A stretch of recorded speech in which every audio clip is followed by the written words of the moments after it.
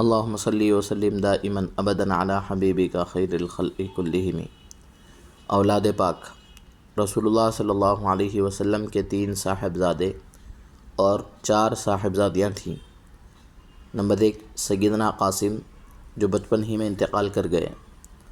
Number 2 سیدنا عبداللہ جن کے 2 لقب تھے طیب و طاہر، یہ بھی مکۃ المکرمہ میں شیر خارگی کی حالت میں انتقال کیا۔ نمبر 3 سیدنا ابراہیم رضی اللہ عنہ 8 ہجری مدینہ منورہ میں انتقال کر گئے۔ ان کی عمر شریف بھی 2.5 سال بیان کی جاتی ہے۔ صاحبزادیوں میں سیدہ زینب رضی اللہ عنہ، سیدہ رقیہ رضی اللہ عنہ، سیدہ ام کلثوم رضی اللہ عنہ، سیدہ فاطمہ رضی اللہ عنہ۔ یہ چاروں صاحبزادیاں اور 2 صاحبزادے سیدنا قاسم رضی اللہ عنہ، سیدنا عبداللہ رضی اللہ عنہ، ام المؤمنین سیدہ خدیجۃ الکبریٰ رضی اللہ عنہا کے بطن سے پیدا ہوئے، اور تیسرے صاحبزادے سیدنا ابراہیم رضی اللہ عنہ آپ کی کنیزہ سیدہ ماریہ قبطیہ رضی اللہ عنہا سے پیدا ہوئے ہیں۔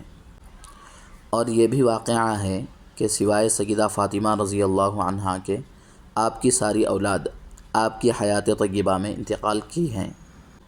سیدہ فاطمہ رضی اللہ عنہا خاتون جنت رسول اللہ صلی اللہ علیہ وسلم کے وفات شریفہ کے 6 ماہ بعد انتقال کر گئیں۔